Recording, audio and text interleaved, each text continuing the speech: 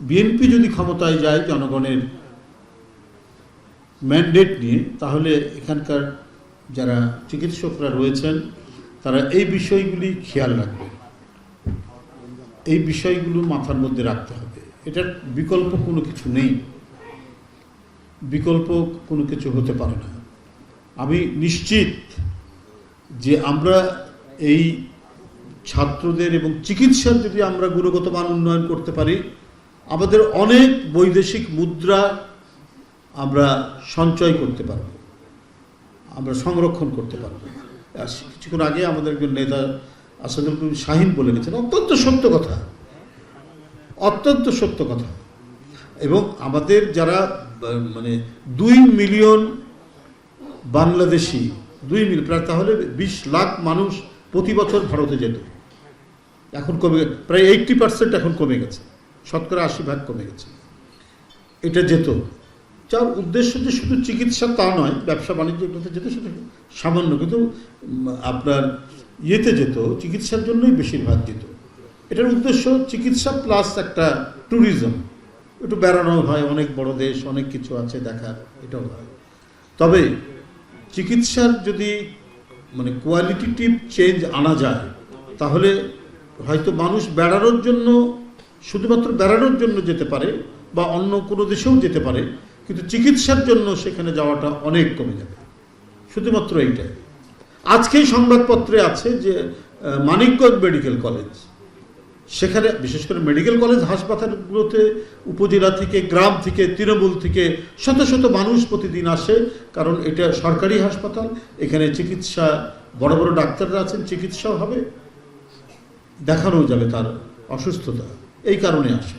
কিন্তু রোগ নির্ণয়ের জন্য যে যন্ত্রপাতি, সেটা আর সচল নেই। আজকে সংবাদপত্রে আছে সেটা নষ্ট হয়ে গেছে।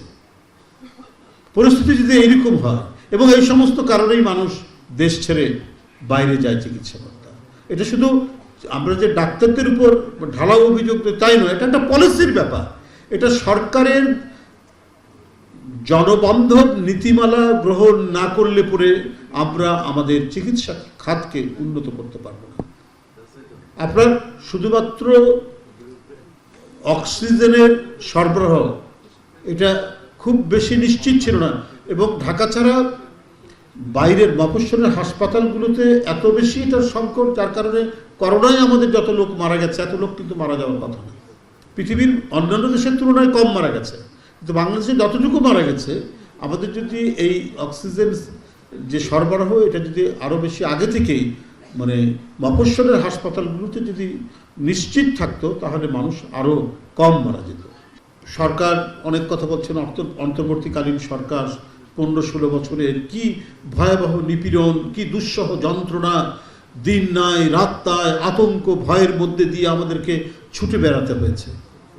এই কারণে যে দেশে একটা দায়িত্বশীল সরকার আসবে, যে সরকার মানুষকে নিরাপত্তা দিবে, যে সরকারকে দেখে বা যে সরকারের পুলিশ বাহিনীকে দেখে মানুষ ভয় পাবে না, আতঙ্কিত হবে না, বাসায় যাওয়া এবং বাসায় থেকে ফেরার পথে আমি কোনো দুর্বৃত্তের দ্বারা আক্রান্ত হব না, যে দুর্বৃত্তের সাথে আপনার ক্ষমতার সম্পর্ক আছে, যেটা 15-16 বছর আমরা দেখেছি। সেই ধরনের পরিস্থিতি থাকবে, এবং প্রতিটি মানুষ যাতে তার চলা ফেরা, খাওয়া পড়ার মধ্যে নিরাপত্তা বোধ করে। নিরাপত্তা শুধুমাত্র আমি আক্রমণের হাত থেকে বাঁচবো এই নিরাপত্তা নয়, এই নিরাপত্তা আছেই আমার খাওয়ার মধ্যে, আমার চলাফেরার মধ্যে, আমার পড়ার মধ্যেও তো নিরাপত্তা রয়েছে। সেই নিশ্চিত করার দায়িত্ব তো হচ্ছে একটি জনবান্ধব সরকার, যে সরকারের জনগণের ম্যান্ডেট আছে। অন্তর্বর্তীকালীন সরকারকে আমরা যখনই এই নির্বাচনের কথা বলা হয়, যে আপনি নির্বাচনের তারিখ দেন না কেন? সংস্কার তো কোনো স্ট্যাটিক বিষয় না। এটা আমরা একটা বড় কি বলে বট গাছ দেখেছি ঝিনাইদহের কালীগঞ্জের একটি জায়গায়, প্রায় অনেক জায়গা মিলে বহু পুরনো 200-300 বছরের বট গাছ। তো ওইরকম বটবৃক্ষ তো নয় সংস্কার, যে দাঁড়িয়ে আছে তো আছেই, এটা হিলবেও না, এটা নড়বেও না, এটা চড়বেও না। সংস্কার হচ্ছে ধারাবাহিক প্রক্রিয়া। আজকে আমি যে জিনিসটা সংস্কারের যে কথাটা বলছি, যেটা সংস্কার হলো ধরলেন, এই সংস্কারটা হয়তো আরো 50 বছর পর আবার সংস্কার করতে হতে পারে। এটাই হচ্ছে নিয়ম। আইন তো তাই, মোগল আমলের আইন বদলেছে ইংরেজদের আমলে, ইংরেজদের আমলের বহু আইন আপডেট করতেছে। আপডেট করা মানে কি? ওটাই তো সংস্কার, সেই সময়ের জন্য উপযোগী ছিল। এখন হয়তো সেটা উপযোগী নয়। আমি এখন যে বিষয়গুলি প্রয়োজনীয় সংস্কারের কথা বলছি, এটা হয়তো এখনকার জন্য উপযোগী, ঠিক আছে, কিন্তু এটা 50 বছর 100 বছর পর বা 30 বছর পর উপযোগী নাও থাকতে পারে। এই জন্য সংবিধানকে, কনস্টিটিউশনকে বলা হচ্ছে একটা ডাইনামিক ডকুমেন্ট। এই ডাইনামিক ডকুমেন্ট বলা হয়েছে, এটা একটা ভারতের হাইকোর্টের একটা মানে হাইকোর্টের একটা তাদের অবজারভেশন সংবিধান সম্পর্কে। তো তাহলে এখানে এটা নিয়ে এত গরিবেশি কেন? একটা দায়িত্বশীল সরকার, নির্বাচিত সরকার থাকলেই আপনার সেখানে মানুষ কথা বলতে পারত, এবং সেই সরকার সবসময় সংকুচিত থাকতো যে আমাকে বাবা জনগণের কাছে জবাবদিহি করতে হবে। এটা তো শেখ হাসিনার সরকার হতো না, কোনো রকমে একবার এসছে আর ছাড়বো না। নানা কথা আমরা শুনি নানা দিক থেকে, বিএনপি কোনো কথা বললেই নানাভাবে অভিযোগ করা হয়, এই করা হয়। তো বিএনপি তো গণতন্ত্রের প্রশ্নে একবারে 2008 সাল থেকে, মানে তাদের দোসর থেকে টানা নিরবচ্ছিন্নভাবে গণতন্ত্রের দাবি করে এসছে, মার খেয়েছে, গুম হয়েছে, বিচার বহির্ভূত হত্যার শিকার হয়েছে, রক্ত ঝরানো যে সরকারি নীতি তার মুখোমুখি দাঁড়িয়ে 15-16 বছর সংগ্রাম করেছে।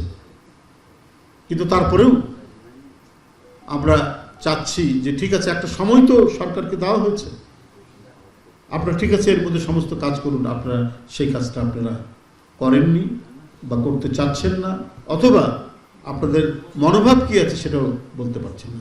তারা নির্বাচনের তারিখ ঘোষণার ক্ষেত্রে একটা গড়িমসি করছে, সেটাই হচ্ছে সবচাইতে মানে সন্দেহের কারণ। এটা নিয়েই জনগণ সন্দেহ করছে, এটা নিয়ে মানুষের মধ্যে সংশয় তৈরি হয়েছে, এবং তার পরিস্থিতি এবং পরিণতিগুলো দেখছি যে রাষ্ট্রপতি চলে যাচ্ছেন এয়ারপোর্ট থেকে, অথচ সরকারের বিভিন্ন বাহিনী তারা কেউ কিছু জানে না যে রাষ্ট্রপতির বিরুদ্ধে খুনের মামলা আছে, একজন সাবেক রাষ্ট্রপতি এবং 2 বার রাষ্ট্রপতি তিনি ছিলেন। অথচ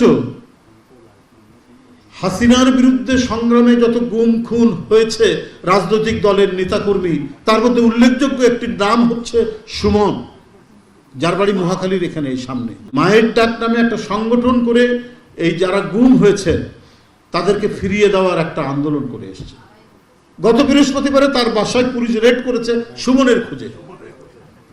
অদ্ভুত ব্যাপার, সুমনের খোঁজে পুলিশ রেড করছে তার বাসায়, যে সুমন, জাকির আরো অনেককে নিয়ে আজকে প্রায় 10-12 বছর 14 বছর ধরে ক্রমাগতভাবে বিভিন্ন কর্মসূচি হয়েছে, বিভিন্ন ধরনের আলোচনা হয়েছে।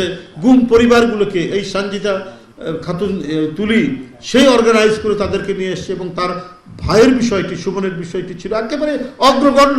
তার ছবি সহ তার অসংখ্য পোস্টার, তার ব্যানার দিয়ে অনেক মানববন্ধন হয়েছে, অনেক প্রতিবাদ সভা হয়েছে, সারা দিন ধরে কর্মসূচি হয়েছে। এই প্রশাসন জানে না, তার বাসায় গিয়ে সুমনের খোঁজে রেড করে, আর 2 বারের রাষ্ট্রপতি যে খুনের আসামি সে দেশ ছেড়ে উধাও হয়ে যায়। অদ্ভুত।